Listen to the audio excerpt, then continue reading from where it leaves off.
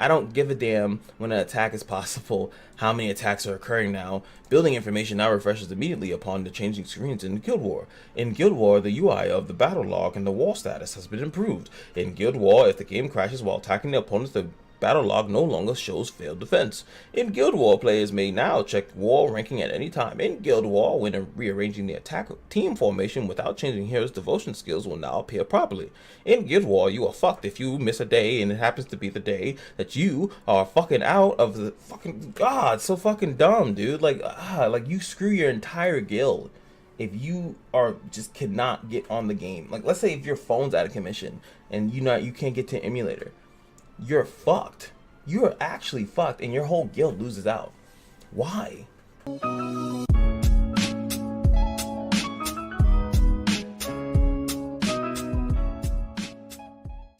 What's going on, guys? I am restarting this entire video because I just did a whole video, but I realized that it was not zoomed in. And I do know that some of you guys really do like it zoomed in, so I'm going to just do it over. I don't care. Just I know it's very late. The patch has been out for a while. The update, sorry, has been out for a while. At least the content of it. But I'd rather, at least for those people that rather not go to the website. Like, I didn't even want to go to. I didn't feel like going to the website at all. So I was like, oh, I'll do it, whatever. So this is the patch. The next week of the bloom thing is, yeah, that's gonna happen. Pretty basic stuff, man. Let's see, what else is this? Yeah, that's just the reputation stuff.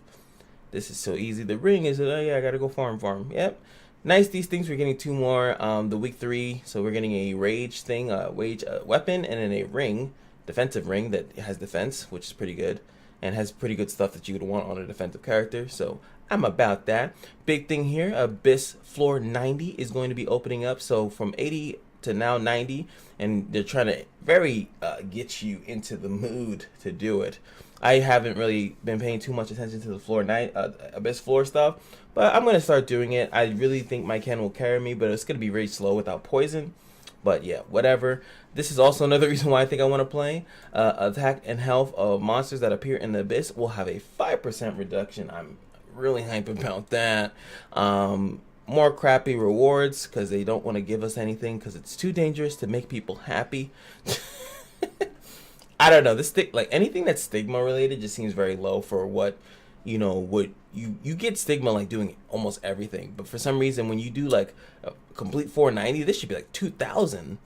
All you can use stigma for is literally like the doggos, the penguins, and if you have a Molagor seed to speed it up. Like, so why do you get so little when doing things that take you hours to be able to do this? This is not something you could just pop up and do. You have to actually level team comps to do, and this achievement, your achievement reward, this is your reward that you're getting for completing something this difficult, is 210 stigma. Garbage. Same thing with the guild chests, 300 stigma for everyone completing these urgent missions, going to the guild, donating it to the guild, and you get 300 stigma possibly. Garbage. Absolute garbage.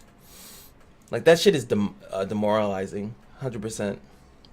Meet the Nocturne's new side event, and we're gonna have this new artifact, new things. Now, one thing that they do say that kind of intrigues me is that you can't sell it for powder of knowledge. We all know that, right? But can you still use the 4-star artifacts for just leveling? And is it actually good to do so? I actually don't know. I don't have I guess I can unlock a 4-star artifact and see how much it gives. Might want to do that. Might do that just to see. Let's look at the artifact itself. Increases damage of all attacks against boss and elite monsters by 25%, going up to 50% when it's maxed out, and it's farmable, so it should be maxed out. This is pretty good. I just don't know who is going to use it besides like Sorelia. Maybe Zeno. But the thing about it is that when you look at it, it's like boss only against the boss, so it might not count like the stupid little minions that are in the fights.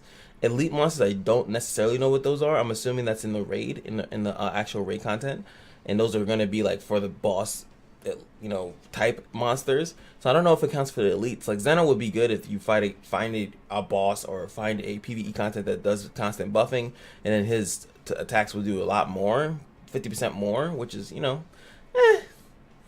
Seems okay. Like I've seen some YouTube titles already that say like this is a great. I think it's okay. It is for mages specifically, and I feel like mages is just the most underrepresented like class in the game. Like I feel like there's a great thing for every class. But I feel like mages just still aren't there outside of what Araminta is a really good one. Ludwig is good, but you know we're gonna go down to his buffs later. You know it's not gonna change much. You know what other mages do people like really highly regard? You just don't see them. Even though Basar is really good, he's there for for a purpose. Roman's really good, there for a specific purpose. Like everyone, like either high damage or crazy survivability, and there's not that many mages that have that. Zeno was supposed to be like that, but no one wants to invest into him. So,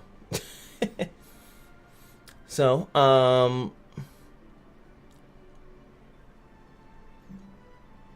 here they're just showing you the stage layout. It's going to be a bunch of earth elemental stuff with one light, and I clicked that by accident, sorry. And then this one is going to be 2 darks and then a wind. So you can safely go in here with fire. As you can see, they're showing off the Kayron. Well, they're showing off like the whole, well, except Kali. I don't know why she's there. But they're showing off like a really good obviously Kayron will be really good to kind of sweep these guys out.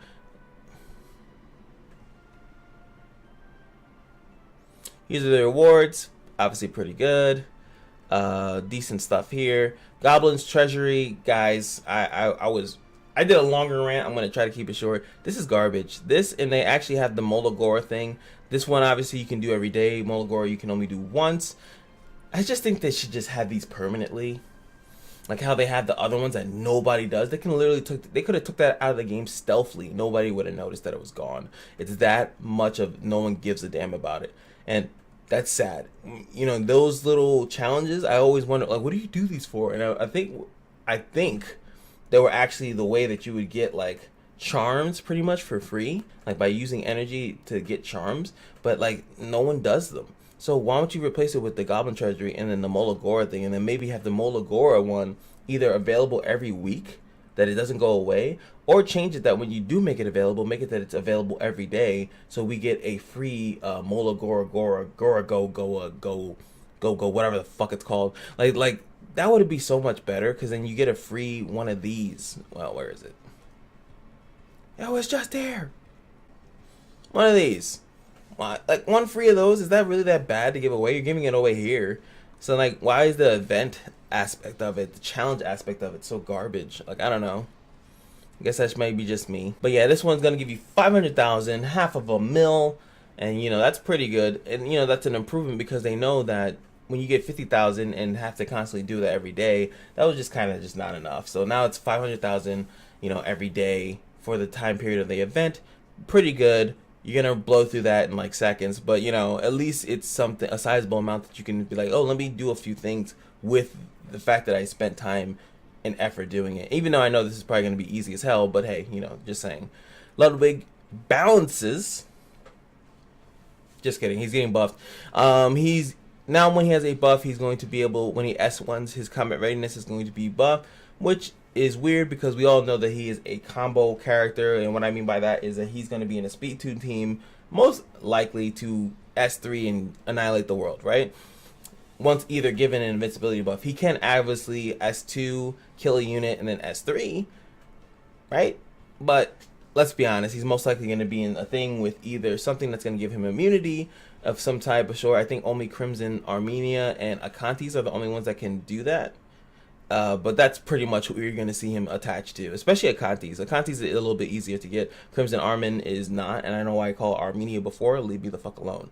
Alright, so after that, now when he gets a critical hit on his S3, he's going to get a shield based off his attack, which is great because, like I said, he's very likely going to be in a comp that is going to be giving him an attack boost, so the shield will be pretty fat. So, you know, that's pretty good. It's just overall making him a little bit better. So, nothing wrong with that. I don't think that's going to be like, oh, everyone get a Ludwig, but if you do have Ludwig, you're going to be a little bit happier. Like, that you can maybe bring him out and he might be able to survive a hit because of the barrier scaling off his attack after you S3. Boom. Says, and Clarissa are finally getting the hell out of the thing, which, I mean, these characters are pretty good, but at the same time, I will have to admit that I'm curious on what are the new ones that they're going to put out. Will they put Moonlight Ken in there as a thing, or Maid Chloe? You know, I actually would definitely want to see one of those. Like says it was a very technical character. Carissa was a cool character, but she had a weird mechanic as far as like having to be in her own little mode, and then she got a lot better. But whatever. We'll see. We'll see. We'll see. We'll see. We'll see. Next up, we're gonna see that Luna was being glitched, that she was getting like max attacks or something like that under certain conditions. Now you guys are fucked, and I'm fucked because now Luna's not in the damn summon pool anymore. Let's see if I will actually regret not getting Luna this time around.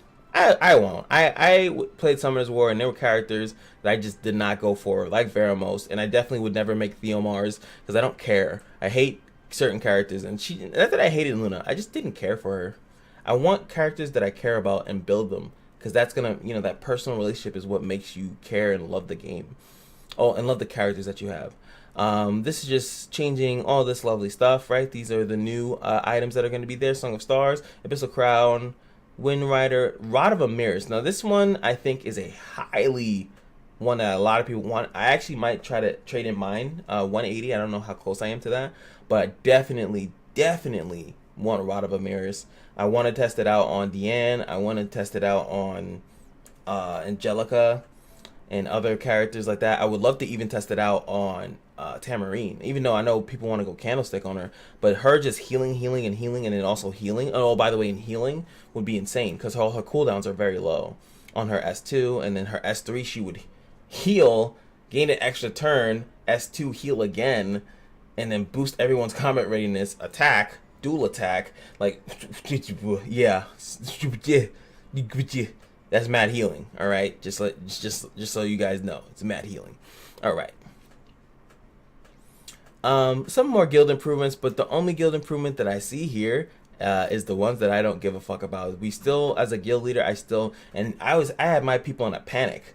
Like, I did not set my guild war defense until 4:50, knowing that it's 5 a.m. I had to wake up with an alarm to set my guild war defenses because I was out doing shit. I was making videos, and I went out with friends, and then I had to come home and like, oh god, let me set this up. Why? Because I couldn't tell my guild vices, which I have very active vice captains that are on the game almost sometimes more than me, and they cannot set that shit. It's so annoying. I don't give a damn when an attack is possible, how many attacks are occurring now. Building information now refreshes immediately upon the changing screens in Guild War. In Guild War, the UI of the battle log and the wall status has been improved. In Guild War, if the game crashes while attacking the opponents, the battle log no longer shows failed defense. In Guild War, players may now check wall ranking at any time. In Guild War, when rearranging the attack team formation without changing heroes' devotion skills will now appear properly. In Guild War, you are fucked if you miss a day and it happens to be the day that you are fucking out of the fucking god. So fucking dumb, dude. Like you screw your entire guild if you are just cannot get on the game. Like, let's say if your phone's out of commission and you can't get to an emulator. You're fucked. You are actually fucked, and your whole guild loses out. Why? Why? When your vice captains can literally do everything that you can do. They can boot people, kick people. They could do the reward, start the little guild buffs. But they, for some reason, only have the guild leader to start the fight. Why? Not even to start the fight. Sorry, the fight starts automatically. So you. What? Or if not, make it that the defense that I set can just be reapplied. One of the two needs to happen. Because it's just too annoying.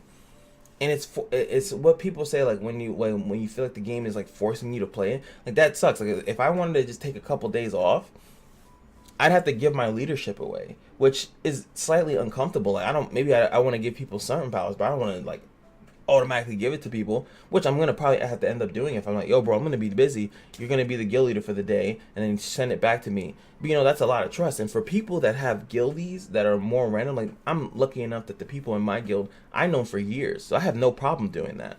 But not that many people have that pleasure, and they're gonna be pissed if they were have to give their leadership away. And then the guy's like, you know what? You didn't send me cursed ashes, you son of a bitch. So now this guild's mine, motherfucker. What are you gonna do? Nothing. You sit there and you hold that shit. That's what you do. Because that's fucking dumb. Fix this shit. Holy God. Friendship levels. Well, we got this, guys. You now know how friendly your people are when you unlock an impression. So you could take Alexa's "I hate myself" to "I'm kind of happy." Yeah, I don't give a fuck. Now I'm just tight. The rest of this review is just gonna be salt. Nah, All right. So now we have that. You can see the devotion skills. I guess that was needed. The devotion thing needs to just be fixed. It's just garbage that the character that's actually providing it, who has the memories, for some reason is just projecting it onto other people, but doesn't, whatever. All right, so selective summon list has been updated.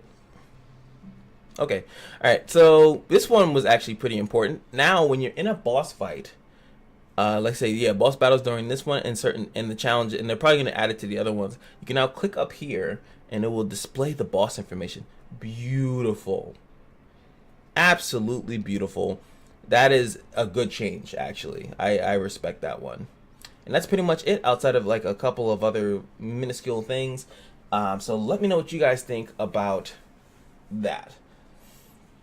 Obviously, I'm a little salty about the guild stuff because I feel like there's enough noise about it that it should have been fixed by now. But if you guys liked the video, leave a like.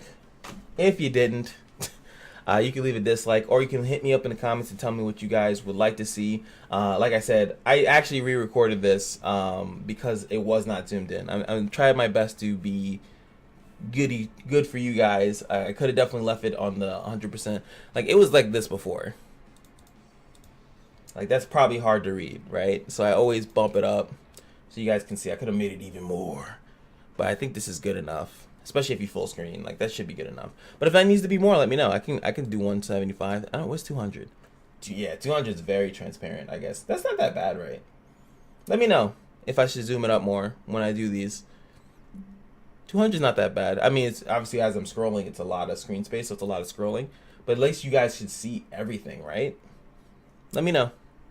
I'll see you guys in the next video. Peace.